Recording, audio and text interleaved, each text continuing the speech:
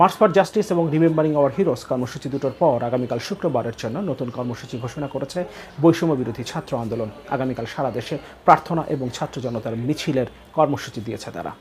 March for justice এবং remembering hour heroes দুটো কর্মসূচিতেই সাধারণ শিক্ষার্থীদের পাশাপাশি সকল শ্রেণী পেশার মানুষ ইনভলভ হয়েছিল, এমনকি তারা লড়াই করেছে। আমরা দেখেছি গতকাল মার্চ ফর জাস্টিস কর্মসূচিতে ঢাকা বিশ্ববিদ্যালয়, জাহাঙ্গীরনগর বিশ্ববিদ্যালয় থেকে শুরু করে দেশের প্রায় সবগুলো বিশ্ববিদ্যালয়ের শিক্ষকরা শিক্ষার্থীদের সাথে রাস্তায় নেমেছিলেন। এমনকি হাইকোর্ট মাজার প্রাঙ্গণে আমরা দেখেছি যেখান থেকে শিক্ষার্থীদের গ্রেফতার করে নিয়ে যাওয়ার চেষ্টা করা হচ্ছিল, সেখানে আইনজীবী এবং শিক্ষকরা মিলে ছাত্রদের প্রিজন ভ্যান থেকে পর্যন্ত নামিয়ে দিতে বাধ্য করেছেন পুলিশকে। আজ রিমেম্বারিং আওয়ার হিরোস কর্মসূচিতে রাজশাহী বিশ্ববিদ্যালয়ে যেভাবে পুলিশ হামলা চালিয়েছিল এবং শিক্ষার্থীদের যেভাবে গ্রেফতার করে নিয়ে যাওয়ার চেষ্টা করা হয়েছিল, নিশ্চয়ই আমরা সেই ভিডিও বা ছবি দেখেছি। কিন্তু শিক্ষকরা তাদেরকে গ্রেফতার করতে দেননি। পুলিশের সাথে তারা লড়াই করেছেন, একরকম এটাকে লড়াই বলতে হবে। শিক্ষকরা লড়াই করেছেন পুলিশের সাথে, কারণ তাদের শিক্ষার্থীদের গ্রেফতার করার চেষ্টা করা হচ্ছিল এবং গ্রেফতার কিন্তু তারা করতে দেননি। তার মানে প্রতিরোধটা শুরু হয়েছে, সারা দেশে প্রতিরোধ শুরু হয়েছে। গতকাল চট্টগ্রামের কোর্ট প্রাঙ্গণ শিক্ষার্থীদের দখলে ছিল, আন্দোলনকারীদের দখলে ছিল। সেখানে পুলিশ বাধা দেওয়ার অনেক চেষ্টা করেছে, কিন্তু শেষ পর্যন্ত পুলিশকে পিছু হটতে বাধ্য হতে হয়েছে। আমরা দেখেছি বরিশাল গতকাল রণক্ষেত্র ছিল, কিন্তু তারপরও শিক্ষার্থীরা পিছু হটেনি, তারা লড়াই করেছে, সমানে সমানে লড়াই করেছে। ফলে সারা দেশে আন্দোলনটা যেভাবে ছড়িয়ে পড়ছে এবং সাধারণ মানুষের ভেতরে, এই আন্দোলনটা এখন আর শুধু শিক্ষার্থীদের মধ্যে নেই। কর্মসূচি ঘোষণা করছেন শিক্ষার্থীরা এবং এই আন্দোলনের মূল নেতৃত্ব শিক্ষার্থীদের হাতে, কিন্তু এই আন্দোলনে প্রত্যেকেই সম্পৃক্ত হচ্ছেন, যে যার যার অবস্থান থেকে সম্পৃক্ত হচ্ছেন। বিশেষ করে শিক্ষকরা যেভাবে শিক্ষার্থীদের পাশে দাঁড়িয়েছেন এবং যে ভাষায় তারা কথা বলছেন, তাতে সরকার এই আন্দোলনকে এত সহজে দমন করতে পারবে না, ইনফ্যাক্ট কোনোভাবেই এই আন্দোলনকে আর দমন করা সম্ভব না। আইনজীবীরা যেভাবে পাশে দাঁড়িয়েছেন, দু একজনের নাম তো আলাদা করে বলতে হয়। মঞ্জুর আল মাতিন গত কয়েকদিন ধরে তিনি যেভাবে লড়াই করছেন, তিনি কোর্টের ভেতরে একবার লড়াই করছেন, কোর্টের বাইরে এসে ছাত্রদের পাশে দাঁড়াচ্ছেন এবং তিনি আবার মিছিলে দাঁড়িয়ে তিনি আবারও লড়াই করছেন, পুলিশের সাথে কনফ্রন্টেশনে যাচ্ছেন। আমরা দেখতে পাচ্ছি ঢাকা বিশ্ববিদ্যালয়ের শিক্ষক, গতকাল ঢাকা বিশ্ববিদ্যালয়ের একজন শিক্ষিকা আহত হয়েছেন এবং তিনি তার শিক্ষার্থীকে কিভাবে সেভ করার চেষ্টা করেছেন, শেষ মুহূর্ত পর্যন্ত তিনি যে সাহস দেখিয়েছেন, যে দৃঢ়তা দেখিয়েছেন, সেটা নিশ্চয়ই শিক্ষার্থীদের আরও অনুপ্রাণিত করেছে। কারণ তারা বুঝতে পারছে এখন শুধুমাত্র তারা একা না, সারা দেশ এখন শিক্ষার্থীদের পাশে। যদিও শেখ হাসিনা আজকেও জিজ্ঞেস করেছেন, তার প্রশ্ন, এতগুলো হত্যার দায় কার? শিক্ষার্থীরা ইতোমধ্যে জানিয়ে দিয়েছে এই হত্যার দায় স্বীকার করে শেখ হাসিনাকে, প্রধানমন্ত্রীকে ক্ষমা চাইতে হবে দেশবাসীর কাছে। এখন প্রধানমন্ত্রী জিজ্ঞেস করছেন দায়টা কার? শিক্ষার্থীরা এটা অনেক আগেই জানিয়ে দিয়েছেন। 9 দফা দাবির প্রথম দফাতেই কথা পরিষ্কারভাবে বলা আছে, এই হত্যাকাণ্ডের দায় কার। নতুন কর্মসূচি নিয়ে একটা প্রেস বিজ্ঞপ্তি, অর্থাৎ আগামীকালের কর্মসূচির নির্দেশনা দিয়েছে বৈষম্য বিরোধী ছাত্র আন্দোলন। আমরা সেটা একটু দেখে নেই। নতুন কর্মসূচি ঘোষণা করেছে বৈষম্য বিরোধী ছাত্র আন্দোলন। প্রার্থনা ও ছাত্র জনতার গণমিছিল নামে কর্মসূচি পালন করবে তারা। বৃহস্পতিবার বৈষম্য বিরোধী ছাত্র আন্দোলনের সমন্বয়ক আব্দুল কাদেরের প্রেরিত এক বার্তায় এ তথ্য জানানো হয়েছে। বার্তায় বলা হয়, প্রিয় দেশবাসী, আমাদের প্রাণের জন্মভূমি আজ এক মহাসংকটকাল অতিক্রম করছে। শিক্ষার্থীদের শান্তিপূর্ণ কর্মসূচিতে আইনশৃঙ্খলা রক্ষাকারী বাহিনীর হামলায় ছাত্র জনতার রক্তে রাজপথকে রঞ্জিত করছে। কারো পরিচয় শিক্ষার্থী হলে তার ফোন চেক করে অত্যাচার, নির্যাতন চালানোর মতো দুঃসাহস দেখিয়েছে। শিক্ষা জাতির মেরুদণ্ড, অথচ আজ ছাত্র হওয়া যেন এক অপরাধ হয়ে দাঁড়িয়েছে। মানুষ গড়ার কারিগর শিক্ষক সমাজও রক্ষা পাচ্ছে না তাদের নির্যাতনের হাত থেকে। তারা বিশ্ববিদ্যালয়, স্কুল, কলেজের শিক্ষকদের লাঞ্ছিত করতেও ছাড়ছে না। শিক্ষার্থী ও আন্দোলনের সমর্থনকারী ছাত্র জনতা কাউকে পেলেই গ্রেফতার ও এর মাধ্যমে নির্যাতন চালানো হচ্ছে। পরবর্তীতে বাছাই করে পাড়া মহল্লায় রেইড দিয়ে গণগ্রেফতারের নামে গ্রেফতার বাণিজ্য চালিয়ে যাচ্ছে তারা। গুম করার হুমকি দিয়ে আদায় করছে মোটা অঙ্কের অর্থ।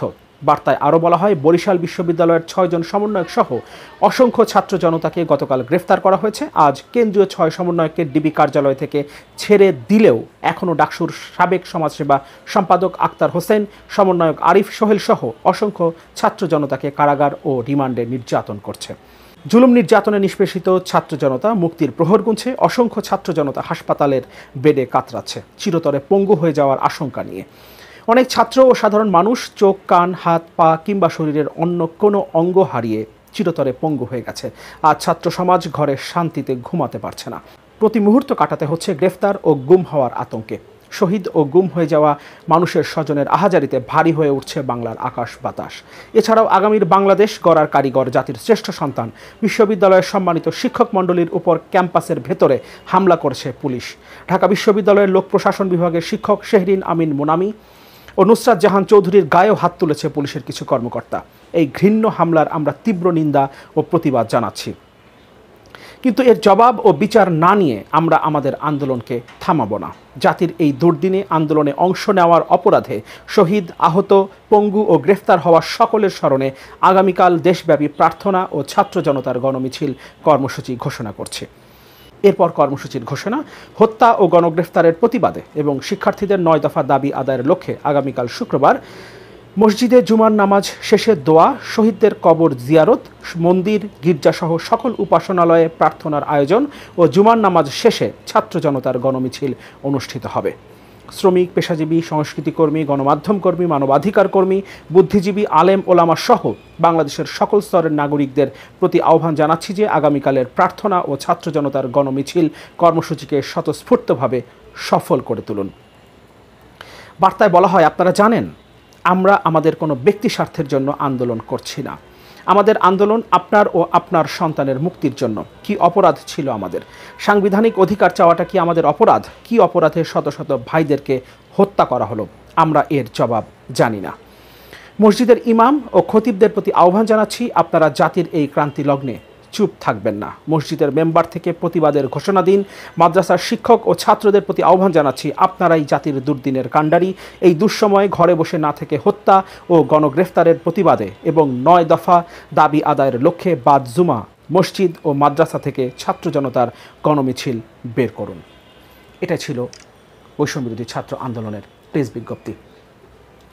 এখন পর্যন্ত যে মনোভাব, যে দৃঢ়তা দেখিয়ে যাচ্ছে বৈষম্যবিরোধী ছাত্র আন্দোলন, তাদের উপরে যে নিপীড়ন, নির্যাতন হয়েছে, তাদের সমন্বয়কদেরকে তুলে নিয়ে যাওয়া হয়েছে, ডিবির হেফাজতে রাখা হয়েছে এতগুলো দিন, তারপরও 6 জনকে তুলে নিয়ে যাওয়া হয়েছে, পরবর্তী 6 জন তাদের দায়িত্ব নিয়েছে। এবং যেভাবে তারা প্রতিদিন নতুন কর্মসূচি নিয়ে আসছে, সারা দেশের মানুষকে যেভাবে সেই কর্মসূচিতে তারা সম্পৃক্ত করতে পারছে, কারণ সাধারণ মানুষ এই কর্মসূচিগুলোকে নিজের কর্মসূচি ভাবতে শুরু করেছে। এবং সবচেয়ে বড় বিষয় হলো, প্রত্যেক শ্রেণী পেশার মানুষ, শিক্ষক, বুদ্ধিজীবী, আইনজীবীদের কথা বলছিলাম, পাশাপাশি রাজনীতিবিদরাও এই আন্দোলনে সমর্থন দিয়েছে। কিন্তু তারা বলছে না এই আন্দোলন তারা নেতৃত্ব দিচ্ছে। নেতৃত্ব ছাত্রদের হাতেই, কিন্তু তারা তাদের সমর্থন দিয়ে যাচ্ছে। পাশাপাশি অভিনয় শিল্পীরা যারা বিভিন্ন মাধ্যমে কাজ করেন, তারাও আজকে শিক্ষার্থীদের পক্ষে মাঠে নেমেছিলেন এবং তারাও যে দৃঢ়ভাবে শিক্ষার্থীদের পাশে থাকার ঘোষণা দিয়েছেন, সেটাও শিক্ষার্থীদের নিঃসন্দেহে অনুপ্রাণিত করবে। এবং এই লড়াইয়ে যে শিক্ষার্থীদের জয় হচ্ছে, সরকারও বুঝতে পারছে তাদের সময় বেশি নেই। গত কয়েকদিনে প্রায় 2 ডজন মন্ত্রী এবং এমপি পরিবার নিয়ে দেশ ছেড়ে পালিয়েছেন। এটা নিয়ে আমি আলাদা করে কথা বলবো, কিন্তু এটা নিশ্চয়ই আমরা ইতিমধ্যে জেনে গেছি। 2 ডজনেরও বেশি এমপি এবং মন্ত্রী সপরিবারে দেশ ছেড়েছেন।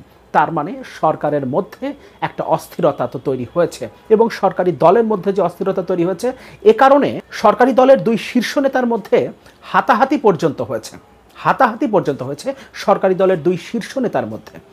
সুতরাং এই আন্দোলনে ছাত্র জনতার জয় সুনিশ্চিত, এবং সে পথেই বৈষম্য বিরোধী ছাত্র আন্দোলন এগিয়ে যাচ্ছে।